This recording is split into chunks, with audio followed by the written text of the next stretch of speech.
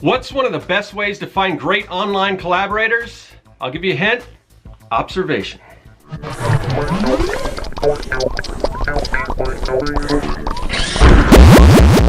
Greetings, people of the internet. I'm Scott with Serkworks Art Labs. Welcome back to the underground laboratory where we create robots, alien zombies, and other imminent threats to humanity. Speaking of robots, we're going to do a robot drawing today. We're going to do a blue pen drawing. It's been a while since I've done one of these. You know, it's the one with the blue paper and the white ink, and they're kind of fun. They look like blueprints. But I wanted to talk a little bit about collaboration. That's something I've been thinking about lately. So I'm going to get to the drawing and let's talk about this. These are going to be brief ones. So let's get right to it.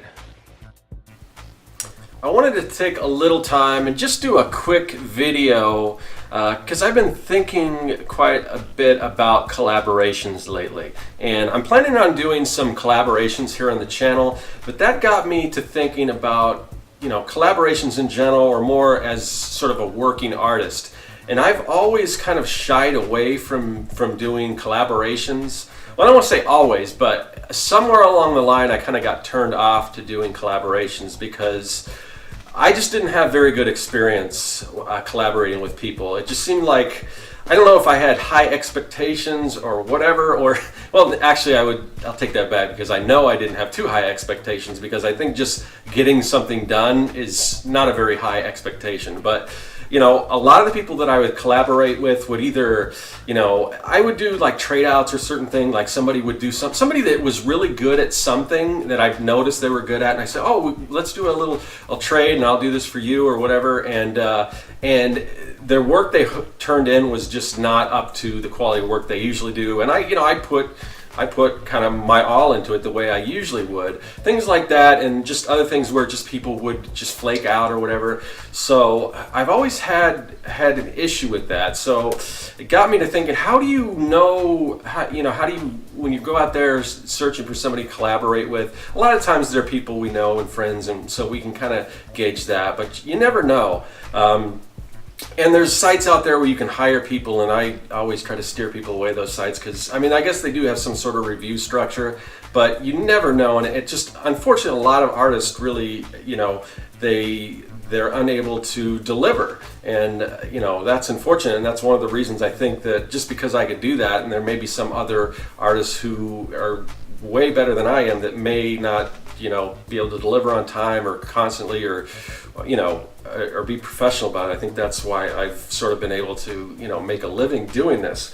But one of the things I think of, and now I'm kind of noticing, just, you know, on social networks and everything, I have a lot of friends out there doing art. I'm involved in a lot of art community, and you see people, and again, this is not a slight on anyone or anything, but you tend to notice trends, and there's a lot of people that are constantly putting out work, and it, you know, it doesn't stop, and they're always delivering. You always know what they're doing, and then there's some people that kind of fade away, and then they'll pop back on and they'll fade away, and I think just watching that, I get to know, I get a feeling for who might be a good collaborator. And it's a good thing to be involved in artist communities, because you start to notice these trends, and you can pick this kind of stuff up. And because I'm involved in these artist communities, it's not like before where I would just go in cold and do a collaboration with somebody, let's say in a comic or whatever, and it just, they would flake out on me. So now I kind of have a better understanding of that. And I know, you know, which of my online friends would make good collaborators, because I know that they're able to deliver and put work out and everything, and that's cool.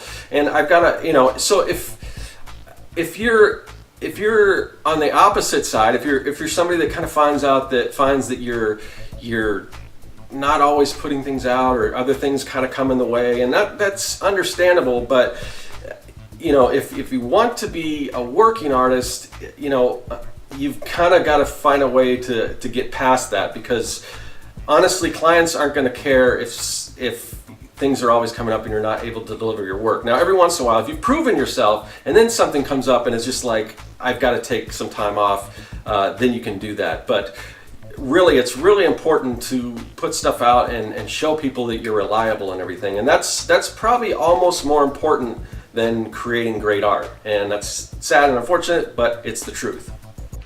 So those are some of my thoughts on collaboration, but I want to hear from you guys. Have you thought about collaborating with other artists? Have you had problems trying to do that? Has it all gone smoothly? I want to know. And if you got tips on ideas on the best way to find a good collaborator, let me know in the comments section. But other than that, I'm going to see you guys later, and that is all. Hey everyone, thanks for joining me here in the Art Lab. There's a lot of other great content on the channel, so click that subscribe button and you won't miss a thing. If you're an aspiring evil genius, visit Serkworks.com for all your mad science supply needs. And if you want to contact me, hit me up in the comments section or follow me on social media. I'm looking forward to it. I'll see you then.